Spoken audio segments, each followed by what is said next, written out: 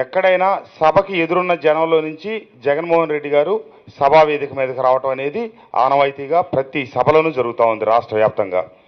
కానీ కేవలం మైలవరంలో మటుకు అట్లా కాదు, వెనక నుంచి రావాలంటే ముందుగానే మేము చెప్పాం ఈ రకంగానే వస్తా అన్నారు అని. సరే, జగన్మోహన్ రెడ్డి గారు వచ్చే దారిలో ఒక లారీ అడ్డు పెట్టారు. నేను వెళ్లాల్సిన దారికి మీరు లారీ అడ్డు పెట్టారు ఏంటంటే ఇటు నుంచి వెళ్ళాలి. ఒక రకంగా జగన్మోహన్ రెడ్డి గారు అటు వచ్చి ఉంటే 4-5 వేల మంది పైగా జనం వెనక నుంచి వచ్చి సభ అంతా అస్తవ్యస్తం అయ్యేది. ఆ రకంగా చేపించాలనేది దేవినేని ఉమామహేశ్వరరావు వ్యూహం. అది కాదు అని జగన్మోహన్ రెడ్డి గారు ముందుగా అనుకున్న ప్రకారం మేము వాళ్ళు ఏ రకంగా నిర్ణయించుకున్నప్పటికీ మా నిర్ణయం వాళ్ళకి తెలియజేశాం. ఆ రకంగా వస్తే ఆ రకంగా రానివ్వటాన్ని, సభ సక్రమంగా జరగనివ్వటాన్ని జీర్ణించుకోలేని ఉమామహేశ్వరరావు పిచ్చి మాటలు మాట్లాడుతూ ఉన్నాడు. ఎందుకంటే మైలవరం నియోజకవర్గం ప్రతి గ్రామం నుంచి వేలాది మంది వచ్చి ప్రజలు చూశారు. మైలవరం పట్టణంలో చూశారు వేలాది మంది. ఎంత జన ప్రభంజనం వచ్చిందో చూసి తట్టుకోలేక తన అనుచరుడు దేవినేని పూర్ణ అనే వ్యక్తి, కొత్తూరు తాడేపల్లికి చెందిన వ్యక్తులు ఆ సభ దగ్గర వాళ్ళకి ఏం పని, వాళ్ళు వచ్చి అసలు కావాలని చెప్పి పోలీసుల మీద చెప్పులు ఇసిరి రాళ్ళు ఇసిరి, ఘటనకి ప్రధాన కారణం దేవినేని ఉమామహేశ్వరరావు కుట్ర. దేవినేని ఉమామహేశ్వరరావు కావాలని అలజడి సృష్టించడానికి ప్రయత్నించాడు. మేము సభ ముగిసిపోయిన తర్వాత జగన్మోహన్ రెడ్డి గారితో కలిసి హెలిప్యాడ్ దగ్గరికి వెళ్ళాం. కొద్దిసేపటికి లాఠీ చార్జ్ జరుగుతుందని చెప్పి హెలికాప్టర్ టేకాఫ్ అయ్యి వెళ్ళే టైంలో నాకు ఫోన్ చేసి చెప్పడం, నేను వెంటనే బయలుదేరి పోలీస్ స్టేషన్ దగ్గరికి రావటం, అక్కడ ఏమిటి జరిగిందని కనుక్కుంటే పెద్ద ఎత్తున లాఠీ చార్జ్ చేయటం, అనవసరంగా కావాలని చెప్పి వీళ్ళు రెచ్చగొట్టి పోలీసుల మీద రాళ్ళు చెప్పులు వేసేటప్పటికి వాళ్ళు అకారణంగా ఏమీ లేని, ఎందుకంటే బస్సు ముందు బారికేడ్ ఉంది. జగన్మోహన్ రెడ్డి గారు వెళ్ళిపోయిన తర్వాత జనం ఆ బారికేడ్ దాటుకొని ముందుకు రావడానికి ప్రయత్నించారు.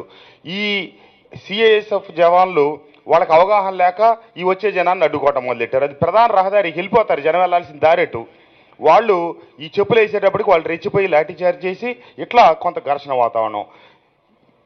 శవాల మీద పేలాలు ఏరుకోవడానికి అలవాటు పడ్డ దేవినేని ఉమామహేశ్వరరావుకి అసలు ఏమీ లేని సంఘటన రాజకీయం చేయడానికి ప్రయత్నించడం ఏంటంటే అత్యంత దురదృష్టకర సంఘటన ఏంటంటే ఏ ఒక్క దుకాణం మీద ఒక చిన్న రాయి కాదు కదా, ఒక చిన్న వ్యవహారం కూడా జరగల.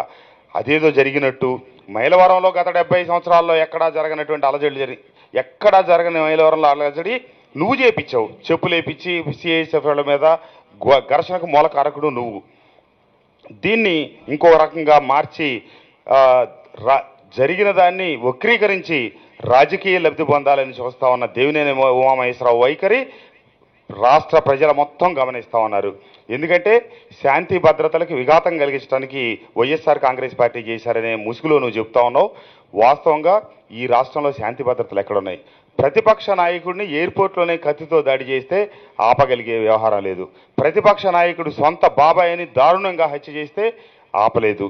మీరు మళ్ళీ ఎదురు దాడి చేసి ఎదురు మాట్లాడుతూ ఉన్నారంటే ఏ రకమైనటువంటి వైఖరో. అది కాకుండా ఎక్కడ సిఐఎస్ఎఫ్ వాళ్ళు కానీ పోలీసు వాళ్ళు కానీ మా మీద దాడి జరిగిందని కానీ వాళ్ళు ఏ రకమైనటువంటి కంప్లైంట్లు ఇవ్వలేదు. మేము వాళ్ళ మీద కంప్లైంట్ ఇవ్వలేదు.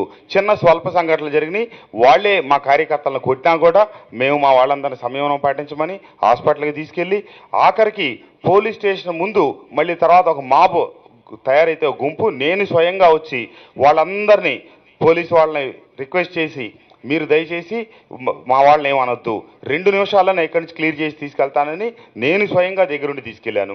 వాళ్ళు పోలీసు వాళ్ళు సిఐఎస్ఎఫ్ వాళ్ళు తెలియక అనుచితంగా ప్రవర్తించినా నేను మా వాళ్ళందరినీ సంయమనం పాటించేటట్టుగా చేసి అక్కడ ఏ రకమైనటువంటి శాంతి భద్రతలకి విఘాతం కలగలేదు. కేవలం రెచ్చగొట్టింది మటుకు ఉమామహేశ్వరరావు ప్రధాన అనుచరుడు దేవినేని పూర్ణ, తాడేపల్లి గ్రామానికి చెందినవాడు. అతను ఆ సమావేశానికి అనుచరులతో వచ్చి రాళ్ళు చెప్పులేసి వాళ్ళ మీద కావాలని గొడవ ప్రారంభించాడు. అది ఇక అక్కడ ఒక రకమైన కొద్దిపాటి ఉద్రిక్త వాతావరణం ఏర్పడింది. తర్వాత అది చల్లబడింది, ఏమీ జరగల. దీన్ని చిన్న సంఘటన ఆసరాగా తీసుకొని 70 ఏళ్ల మైలవరం నియోజకవర్గ చరిత్రలో ఎవరు రాళ్ళు లేదు, లూటి ఈ రకంగా ఎన్ని కథలైనా సృష్టించడానికి దేవినేని ఉమామహేశ్వరరావు అనే వ్యక్తి సిద్ధంగా ఉంటాడు. అతనికి అక్కడంట నిన్న మైలవరంలో సభలో జనం రాక అల్లర్లు సృష్టించడానికి ప్రయత్నించామని చెబుతూ ఉన్నాడు. సరే, అతని యొక్క మాటల్లో నేతి బీరకాయలో నెయ్యంతో దేవినేని ఉమామహేశ్వరరావు మాటల్లో ఉన్న విషయం అంతా అది అందరూ అర్థం చేసుకోండి. అతనికి నిన్న సభ జరిగిన తీరు ఓడిపోతాననే భయంతో ఈ రకమైన పిచ్చి పనులు, పిచ్చి మాటలు, పిచ్చి చేష్టలు చేశాడు. ఆ సభలో చెడగొట్టడానికి అతను ప్రయత్నించడం, ఎవరికి ఏమీ కాకపోవటం, ఏ ఒక్క వ్యక్తి పోలీస్ శాఖ వారు కానీ ఇటు మా వైపు నుంచి కానీ కంప్లైంట్లు లేవు.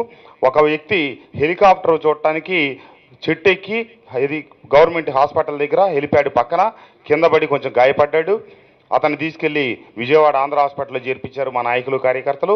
ఆ పోలీస్ స్టేషన్ దగ్గర కొట్టగా కొంతమందికి గాయాలైన వాళ్ళందరికి కూడా చిన్న చిన్న ఇది చేసి పంపించామని తప్పించి అక్కడ ఏ రకమైన నష్టం జరగలేదు. ఏమి జరిగింది, పోలీసులు ఏ రకంగా ప్రవర్తించారో ఒక వీడియో క్లిప్ ఉంది. సిఐఎస్ఎఫ్ జవాన్లు, దయచేసి మీరందరూ కూడా చూడండి.